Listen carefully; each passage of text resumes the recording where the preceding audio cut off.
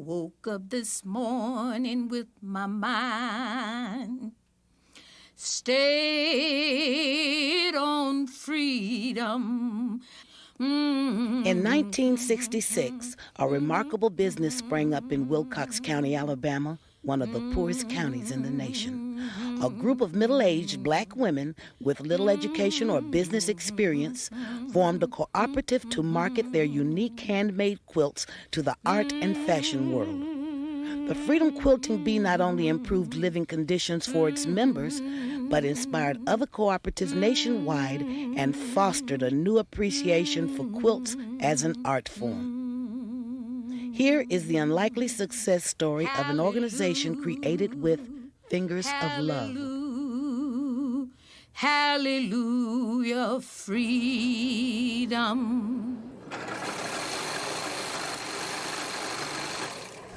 There are a few of us who knows about our parents, you know, how hard it was for them to get it started and how helpful it was for them that struggle harder to keep it going. But there's some of us who right here don't even remember when it was started, you know, so it don't have no meaning for them. It was named the Freedom Quilting Bee because it was free. I had an open doors to anybody come in. And that's why we named it the Freedom Quilting Bee. It was free for everybody who wanted to come. The Freedom Quilting Bee was firmly rooted in the civil rights movement. Its inspiration came from Francis Walter, an Episcopal priest who had returned to his native Alabama in 1965 to work for the movement through the Selma Interreligious Project.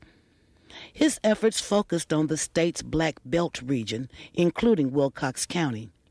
There, as throughout the South, black citizens were being evicted from their homes and fired from their jobs in retaliation for registering to vote. We were trying to get depositions from everybody who was being evicted with the idea that we could activate part of the Civil Rights Act that had just been passed that said you can't evict somebody for registering to vote. And not knowing the county, we drove down this rather small road and just ended up at the riverbank with a couple of skiffs. And we saw this house. There were these beautiful quilts hanging on the line. They were just like op art, which was popular then. And I was really struck with how beautiful they were. And so Everett and I just said, well, let's just get out and go and talk to the woman about the quilts. So when we got out of the car, this woman ran into the woods from out of the house, and it was very sad and embarrassing. But we had sense enough then to know why. We were white, and she didn't know who we were, so she didn't trust us. But the quilts gave Father Walter an idea for boosting the income of poor black families. It was pretty obvious with all this intense support in the North for the civil rights movement that liberal people in the North, particularly, you know, artsy people, would probably like to buy these quilts. So I had a friend, Tom Screven, who was from Alabama and real supportive of what I was doing in the civil rights movement. And Tom, I contacted him, and he thought he could get an artist loft from somebody and have an auction. So I got word out on both sides of Alabama River that I would buy quilts. With a $700 grant in his pocket, Father Walter began buying quilts for $10 apiece. Because the average annual income of black families in Wilcox County was just a little more than $1,000, a single sale meant a 1% increase in a family's earnings. From Highway 5, Alberta, down to Gee's Bend, there really were quilts piled up on the side of the road and people standing there waiting. And I just drove up and handed out $10 bills and folded the quilts up and put them in the trunk in the back of my car and told people we would got everybody's name and address and we'd be in touch with them later. I thought that was a break for us to have something we do with our hands to get something out of. Because we wasn't used to nothing but the field. We farmed for our living. grew cotton and corn, peas and peanuts and sweet potato syrup. See, that was all we knowed about. We didn't have no jobs here in the country like people do in cities, you know. Among the many women Father Walter met was Minder Coleman of Gee's Bend.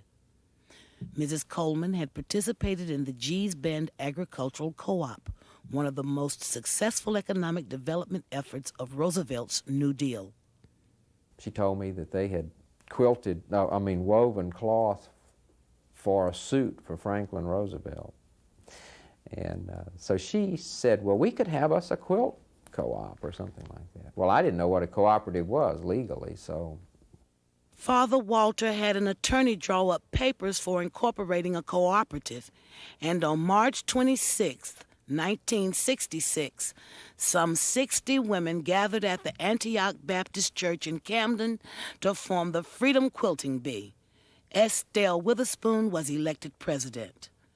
I worked hard all my life. If I heard of anything that would try to make us become better livers and better people in the community and everything, I'd ready to go for it. So I wanted things to be well with us, and not only well with me and my husband and my children, I wanted well with people. And if I could do anything to help, I always tried. The evening following the co-op's incorporation, a group of volunteers staged the first of 2 New York auctions of Wilcox County quilts. The quilts were pieced together from worn-out dresses and overalls with old flour and sugar sacks as backing. Elizabeth Walter, who was studying art at the University of Alabama while her husband worked for the Selma Interreligious Project, describes why the patchworks caught the attention of New Yorkers. The Freedom Quilting Bee's boldness, not only in their design qualities and in their color, had an overall verve and a vibrancy to them that you rarely saw in Appalachian quilts or quilts coming, say, out of the Midwest. There was a movement toward minimalism within the New York art scene, and these quilts from Wilcox County seemed to mirror the movement that the country was looking at in terms of avant-garde art, too. They certainly were complementary to the paintings of the period. The 2 New York auctions raised an additional $3,000 for the quilters and led to other valuable connections. The quilts caught the attention of one of New York's most sought-after interior decorators, who ordered quilted fabric from Wilcox County to use in her designs. The publicity that was generated by that one order was like a skyrocket going off. That was the real launching of the national marketing effort of the Freedom Quilting Bee. For the next few years, home decorating features spotlighting freedom quilts appeared repeatedly in Vogue and other national magazines. Quilts, which Americans had cherished as sentimental and sometimes useful relics of a bygone era, had suddenly become art and high fashion. In July of 1967, the Freedom Quilting Bee was invited to participate in the Smithsonian Folklife Festival in Washington, D.C. It was the quilters' first trip outside Alabama. We put up our quilt exhibit on the mall, and there were all these sorts of things going on, and there were some black gospel groups singing, and somebody said, some of the women, including Ms. Witherspoon, said, well, we can sing as good as they can. So these 4, middle-aged women walked right up there in front of, probably 2,000-3,000 people in the mall in Washington, and sang some of their church music.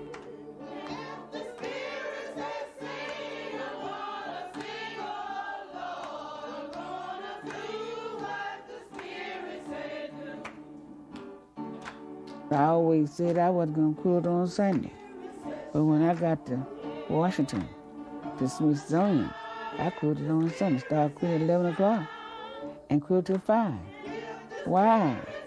Because I felt the need of doing something to help bring something back here to help us keep on keeping on. During the first 2 years of the Quilting Bee's existence, Estelle Witherspoon traded her role of co-op president for that of manager, sometimes receiving a paycheck, sometimes not. Income from quilting was still just a supplement for the co-op members who continued to work in the fields to support their families.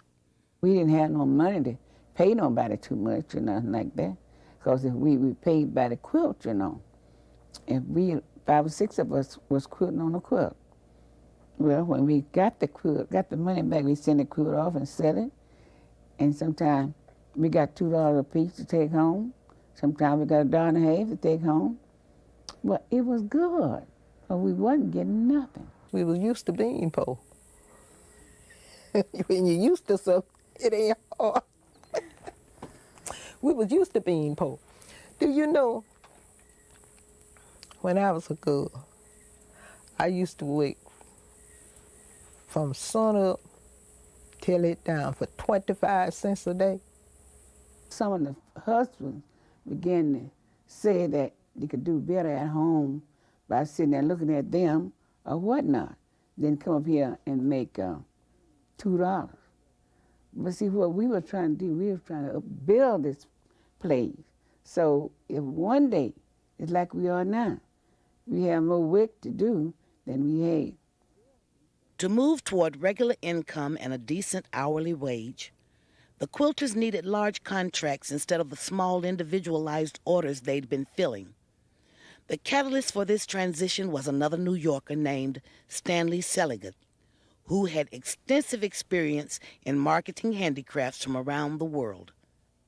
Stanley is tall and had a big bushy red mustache and red hair, and Mrs. Witherspoon was short and black, and they just hit it off. Stanley said that she reminded him of a Jewish mother, and Ms. Witherspoon knew exactly what he meant, so she took care of Stanley.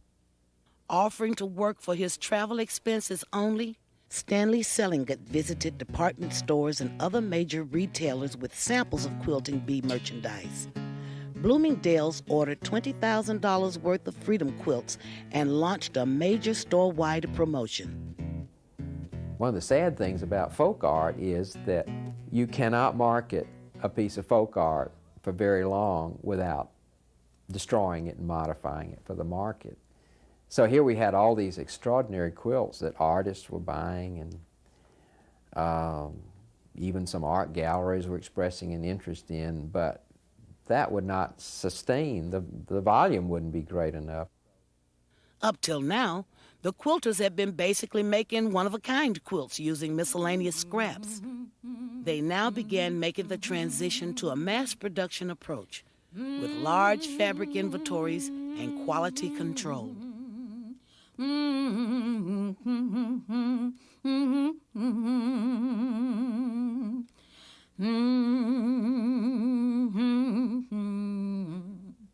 know, when I think about the Freedom Quilting Bee in those civil rights days, there were probably about more than half of the projects that we worked on never worked. It's almost like it's a very fertile soil, and you throw a bunch of seeds in, and some of them don't come up, but the ones that do come up seem to just grow up in a big hurry. It wasn't sweet all the time, you know, but just got a strong vim that you could do. You could make a difference. You could make things work. If you got that kind of mind, you will make things work. But if you give up every time something get hard, you doomed. There's nothing to do, because you done give up. In Alabama, private money and skilled hands have produced a better life for a group of Negro families. A report from NBC News correspondent Aline Saarinen. These scraps have come to me in the difference between despair and a hope for the future, between subsistence living and economic gain for 150 women here in Wilcox County, deep in Alabama's Black Belt. They are members of the Freedom Quilting Bee Cooperative, a co-op which started 3 years ago and whose gross annual earnings have risen from $6,000 in 1966 to $22,000 in 1968. And in just the first 3 months of this year, they've made $21,000. This year's goal is $100,000.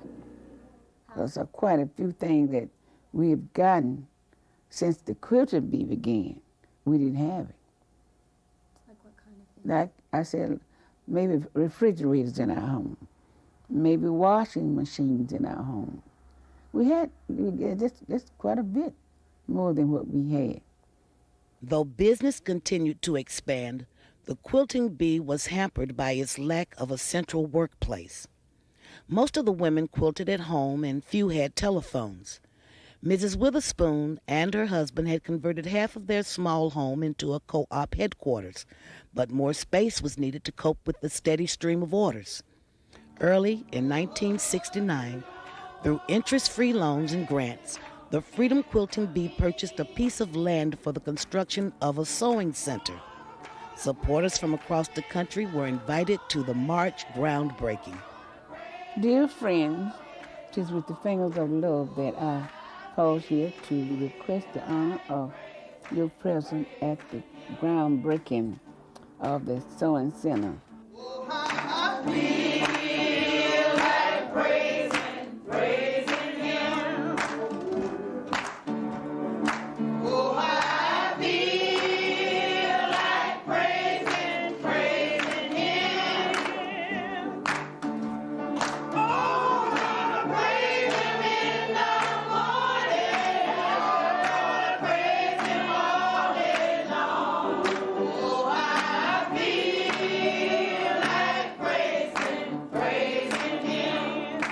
Oh, it was wonderful. We had singing, we had prayer, we had speeches, and whatnot. Different preachers would come, and people from all over. Everybody was so happy. Oh, I do know. We were so happy they finna build us a building they call our workplace. And everybody was rejoicing. And people was from all over there. We even had a few people from Africa came to celebrate with us. By summer, a mostly volunteer construction crew had completed its work, and the quilters moved in to the Martin Luther King Jr. Memorial Sewing Center. Just 3.5 years after Francis Walter had caught sight of some quilts on a clothesline, the women of Wilcox County had their own sewing factory. I've started to walk in the light shining. My days was happy because I had somewhere to go to work. I was happy about it. I had never had a job out of my home, you see, and I was happy to get up to go to work. It was happy days. Joyful, glad to go, ready to go.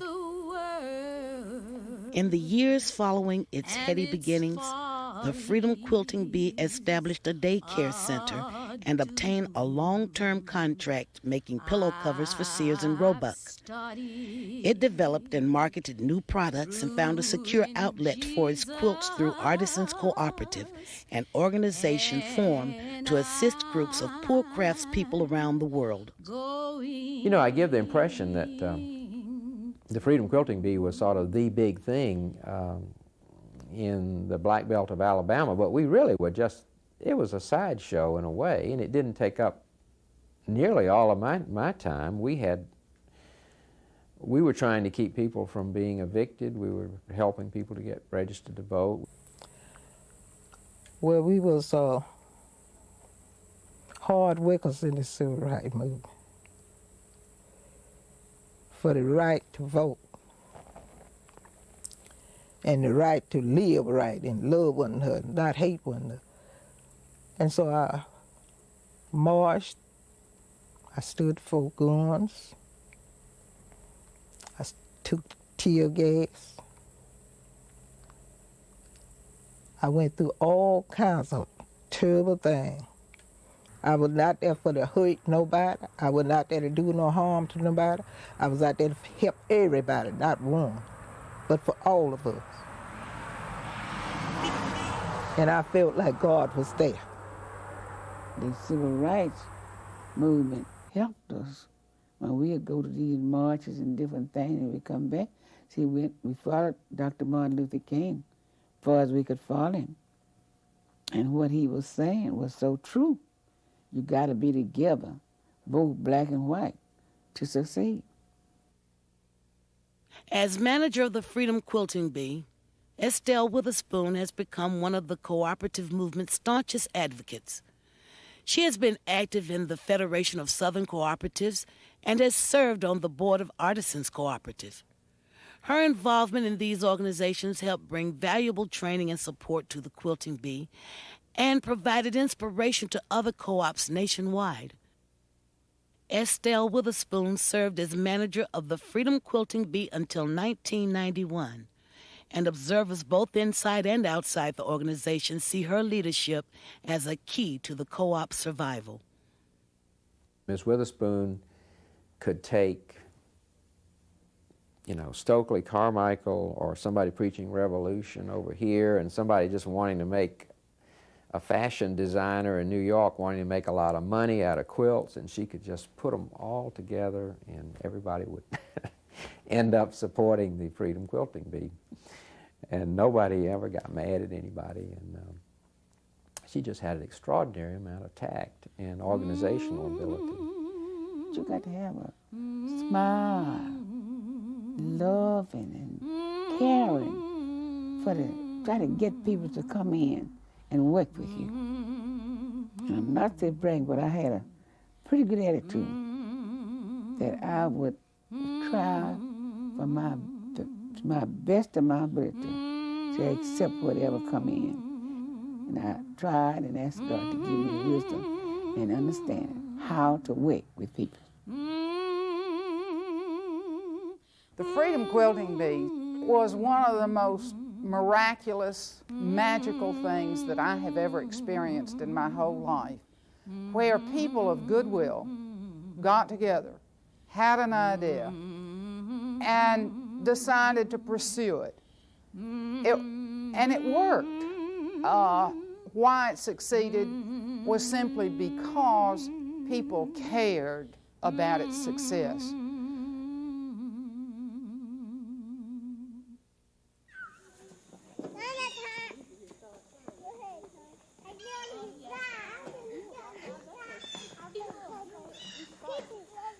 Over the years, the Freedom Quilting Bee has weathered times of economic difficulty to keep its doors open.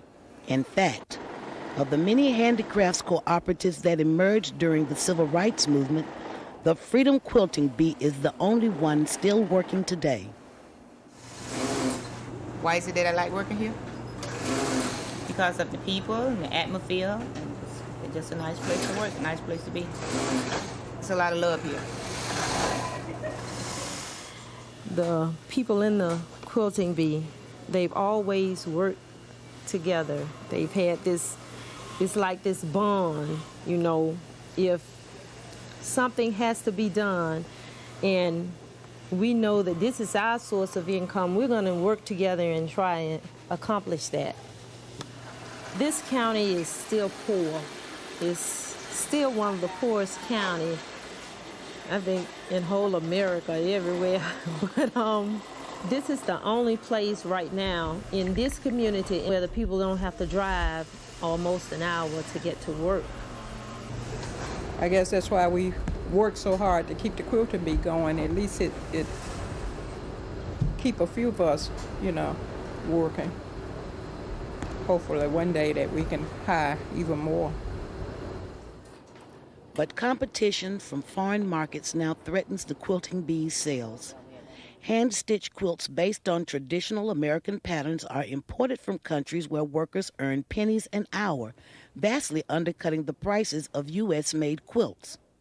We still sell a few, but not a whole lot of them to keep it going on.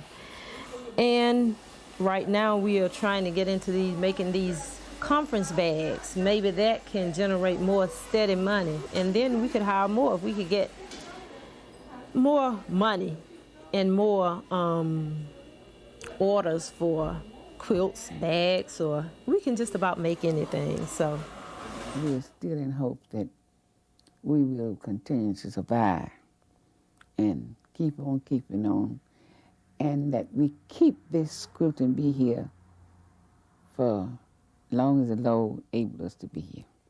Give me that old time spirit. Give me that. I would like to be here for a long time because to see the progress of the quilting bee and hope that I can help with the progress of it.